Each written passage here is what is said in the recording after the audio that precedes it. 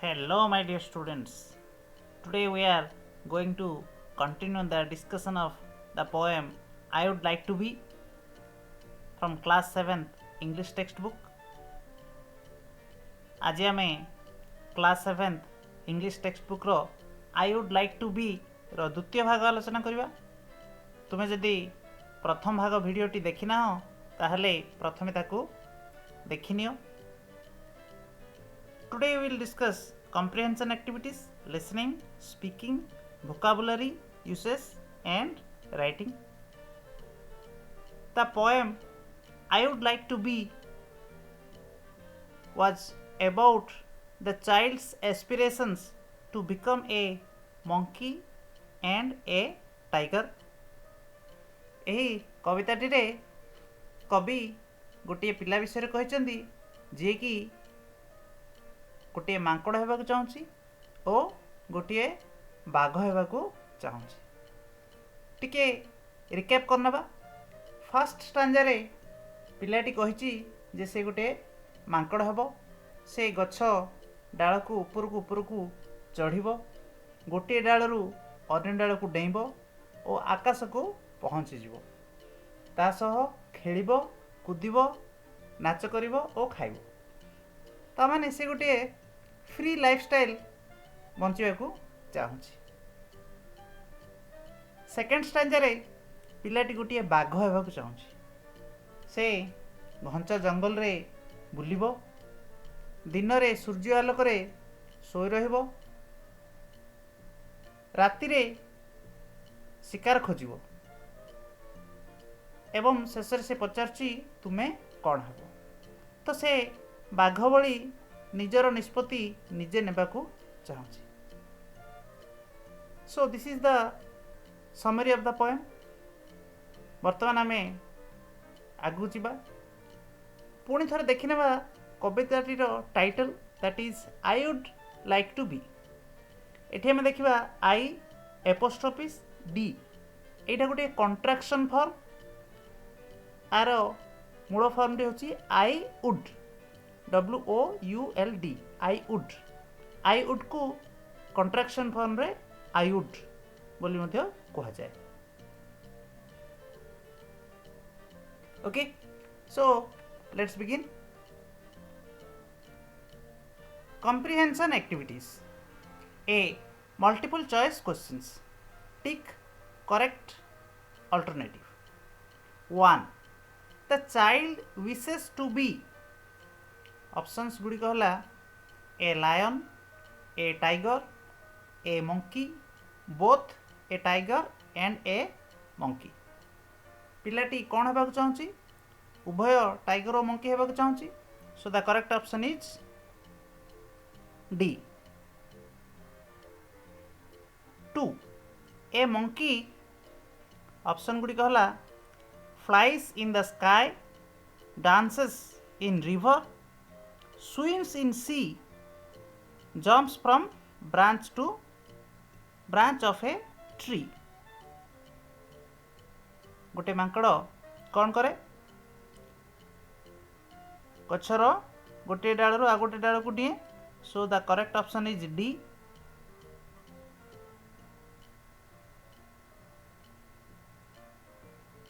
3. A tiger roams, बाघ बुले।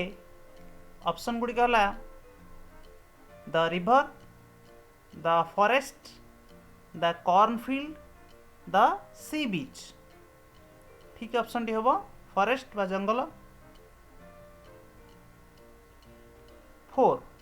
The child wishes to be a monkey और a tiger because पिलाटी मांकड़ किंबा बाघ हेबाक चाहूँगी कारण ऑप्शन गुड़िक है they have a lot to eat, they live in safe forest houses, they get air and water free, they lead a free life. कहीं से मांकड़ और बाघ होगा चाहूँगी कारण से गोटे फ्री लाइफ चाहूँगी। तो करेक्ट ऑप्शन टी हम डी।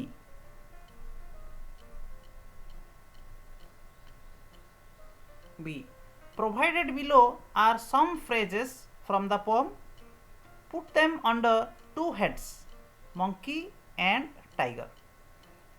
पोएम रो केतोटी फ्रेज एठारे दिए जाइछि ताकू दुई भाग रे विभक्त करी दुईटी हेडिंग मंकी एवं टाइगर अलग अलग हेडिंग तले बाछि रखिया पई कहिछि।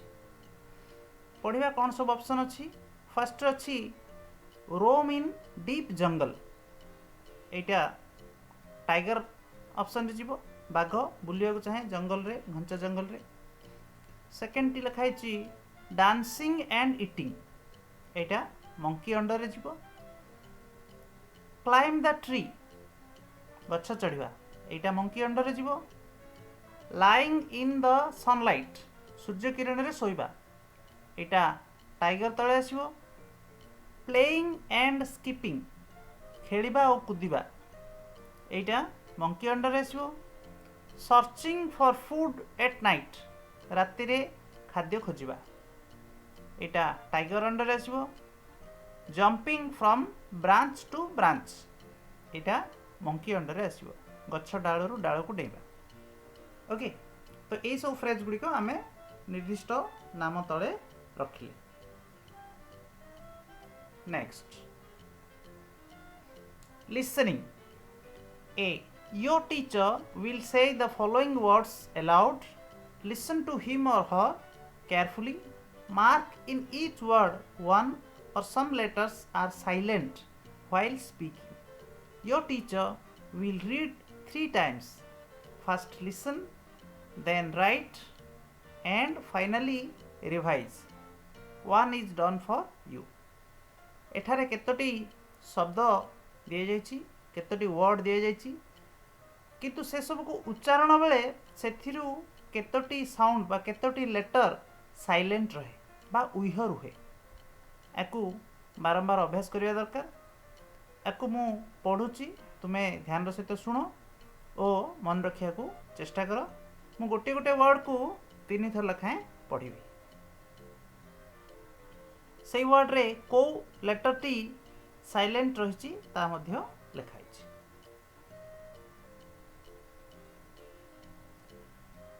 One, climb, climb, climb. 2, high, high, high. 3, through, through, through. 4, sunlight, sunlight, sunlight. 5, chalk, chalk, chalk. Right hand side को जीवा, डाहाण पट को। Comb, comb, comb. Next bridge, bridge, bridge. 8, जज, judge, judge. 9, bird, bird, bird. 10, debt, debt, debt. Okay, यही 10टा शब्द रे उच्चारण बेले गोटे गोटे साउंड साइलेंट रही। जेमती क्लाइम रे बी साइलेंट रही, हाई रे जी साइलेंट रही, थ्रू रे जी, सनलाइट रे जी, चॉक रे एल, कॉम रे बी, ब्रिज रे D, judge रे D, bird रे R, debt रे B. Okay, so now you have to practice these sounds so that you can be fluent in this. B, rhyming words. प्रथमे जानि नेबा rhyming words कौन. Two or more words that have same or similar ending sounds. जदि दुईटी word रो शेष sound T same बा similar थाए ताहले ताको आमे राइमिंग वर्ड्स बोली कहो.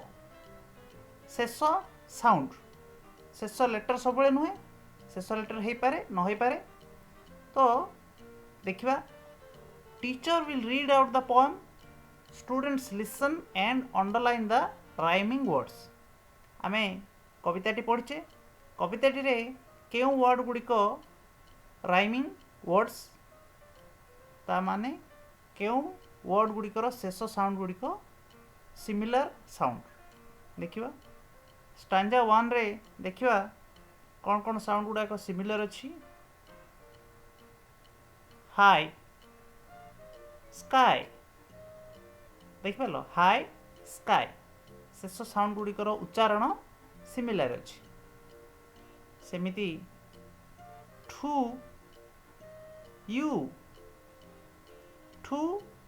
यू ऊ साउंड. स्टांजा 2 डीप asleep प sound.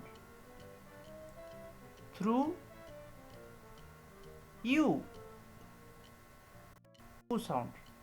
So these are called rhyming words. High sky, to you, deep asleep, through you. Next.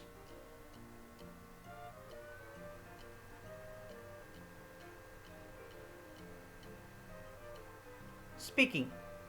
Conversation. This activity is to be done in pairs or in groups. एठारे दलगत भावे बा जड़े जड़े गोटे धाड़ी को अदल बदल कर पढ़े. जड़े गोटे धाड़ी पढ़ले अन्य दलटी अन्य गोटे धाड़ी पढ़. आमे पढ़ा तुम्हें ध्यान सहित शुण और प्रैक्टिस कर. Group A. What will you do if you become a monkey? Group B. I'll climb the tree, jump from branch to branch. A. What else? B. I'll also play, skip, dance and eat all day. A. If you become a tiger, where will you move? B. In the deep jungle. A. Where will you sleep? B. Under the warm sunlight. A. What will you do at night? B. Search food. Okay. Now you have to read it and practice it.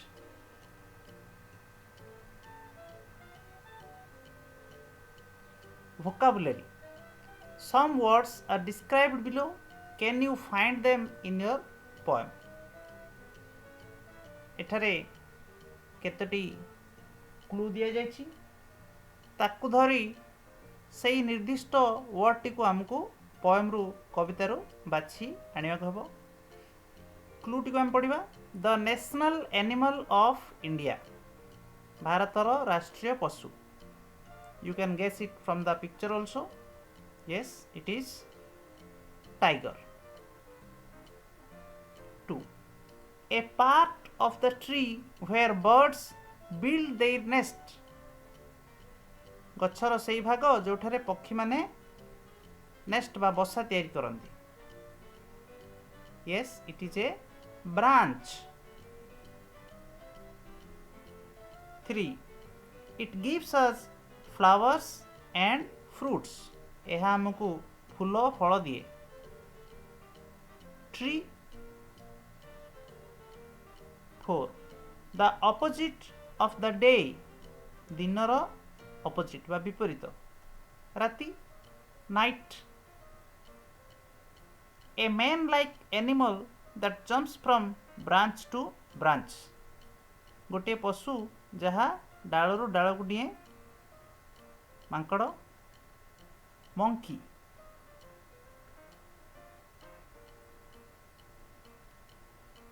6. The sun, moon and stars are here. सूर्य, चंद्र और तारा एठारे थांती. आकाश. Sky. Wild animals live in it. पशु माने एठारे रहंती. जंगल. Jungle. A word for look for. खोजिबा. Searching. We eat to live. एहा खाई आमे bunchy रहू. खाद्य. Food. We get it from the sun all day. दिन सारा आमे सूर्य ठार पाऊ Surya Kiran. Sunlight. Okay, we found the words from the clues. Usage. Look at the underlined parts in the following sentences.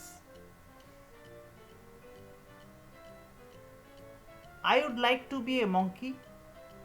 I would like to be a tiger. I apostrophe D is the short form of I would. ମୁଁ କହିଥିଲି lesson आरंभ वाक्य गुड़िक जो आई apostrophes D दि जाइए गोटे contraction form बा short form. आर अर्थ है I would. Would is used in its short form D in speech and in writing. प्रायतः कहवा बेले लिखा बेले यह वुड रो शॉर्ट फॉर्म केवल डी व्यवहार हुए. वी यूज डी वुड और wouldn't when we imagine a situation or action we think of something that is not real. अच्छा हमें would केतेबेले व्यवहार करू एटा बहुत जरूरी हम पई. would बा wouldn't आमे केतेबेले व्यवहार करू जेतेबेले आमे गोटे काल्पनिक परिस्थिति विषय रे कहू. ता माने जोटा कि सत हेइ न थाई पारे. गोटे काल्पनिक घटना को वर्णना कला बेले आमे would बा wouldn't व्यवहार करू. मन रखियो बहुत इंपोर्टेंट एटा.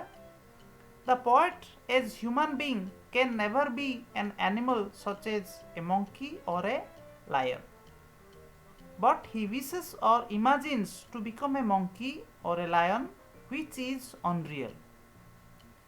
एठारे कवि निजकू गोटे मांकड़ हेबाकू चाहुचंदी बा गोटे बाघ हेबाकू चाहुचंदी.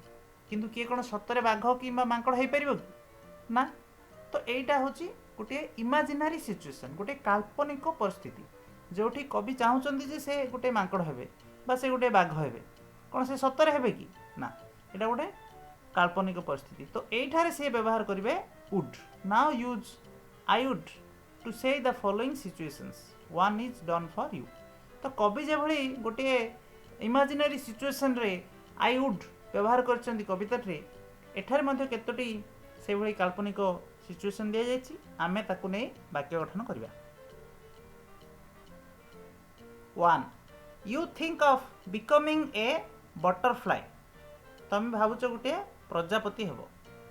सेंटेंस कि परि हेबो. I would like to be a butterfly. I would like to be a butterfly. ठीक अछि. एई भली त मो सेंटेंस तैयार करिया हेबो. नेक्स्ट जीवा number 2. You wish to be a bird. तुम्हें गोटे पक्षी हेबाकू चाहुछ. ब्रैकेट हेबो I would like to be a bird. 3. You love to live near a jungle. तमे जंगल निकट रे वास करिया को चाहुछ. I would like to live near a jungle. 4. You wish to buy a car but you are not so rich to buy it. तुम्हें गोटे car किणवाक चाहूच किंतु तुम्हें सेतिकी धनी नुह तेणुकर एटा गोटे imaginary situation. I would like to buy a car. 5. You imagine to be the president of India. तुम्हें भारतर president हेबाकू चाहूच राष्ट्रपति हेबाकू चाहूच. I would like to be the president of India. 6. You love to become a king. तुम्हें राजा हेबाकू चाहूच. I would like to become a king.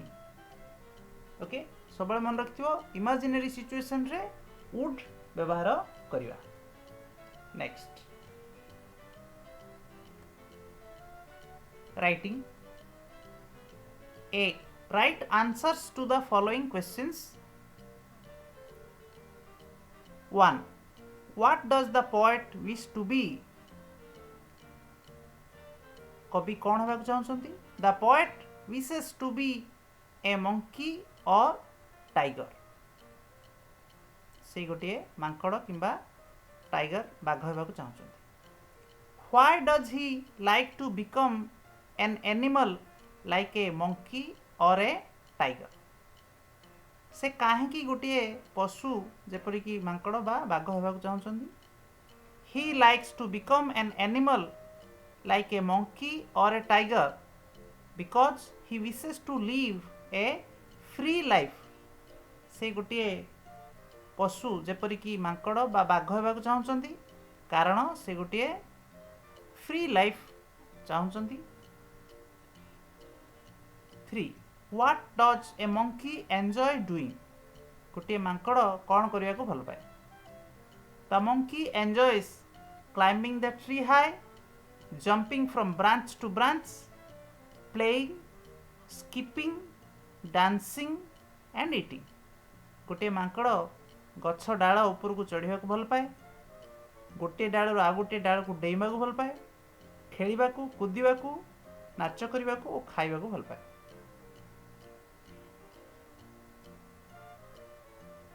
4.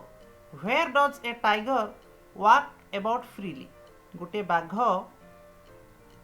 केतेबेले बा केउठारे घूरी बुलिया पसंद करे. The tiger walks about freely in the deep jungle. बाघ घंच जंगल भितर बुलिया पसंद करे. 5. What does the tiger do all day long? बाघ दिन सारा कौन करे? The tiger lies in the warm sunlight and sleeps all day long. बाघटी उषुम सूर्य किरण रे सोई रहिबा को चाहे. 6. What does he do at night? से राति रे कौन करे? He searches for hunting at night. से राति रे शिकार खोजे. 7. Go back to be comprehension activities. You have listed the phrases under two heads, monkey and tiger. Using the phrases you have listed, write two small paragraphs, one on monkey and one on tiger. Follow these model sentences. आमे comprehension activities आरंभ रे दुईटा list करथिले. Monkey under रे केतोटी phrase थिला, tiger under रे केतोटी phrase थिला. से सब को नहीं हमको दुईटी छोट पैराग्राफ लिखिबा हबो. गोटे मंकी ऊपर आ गोटे टाइगर ऊपर. कोन थिला से सब? Monkey. Monkey loves dancing and eating. It climbs the tree high. It loves playing and skipping all day long. It jumps from one branch to another. Tiger. Tiger roams the deep jungle. It loves lying in the sunlight all day long. It goes fast asleep. It searches for food all night. Okay. So we have completed the lesson, completed the poem. Thank you for watching the video. If you want to make any suggestions please write down in the comment section. भिडियोटी को शेष पर्यंत देखिथिबारु धन्यवाद। जदि भिडियोटी भल लगी ताहले like करंतु और चैनल को सब्सक्राइब निश्चय करंतु। Thank you.